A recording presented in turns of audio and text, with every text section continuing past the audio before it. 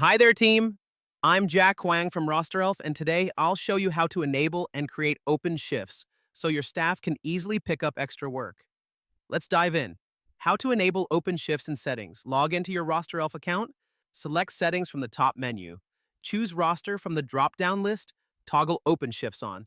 Set a cutoff time for employees to claim shifts, for example, 12 hours before the shift starts. Click Save. How to create an open shift on the roster. Open Roster from the main menu. Navigate to the day that needs an open shift. Tap the Add icon on that day. Select the correct site. Choose a position. Adjust the start and end time, for instance, 7 a.m., 3 p.m. Add an optional break or note, like 30-minute lunch break. Press Publish to list the shift immediately or save as draft to review later.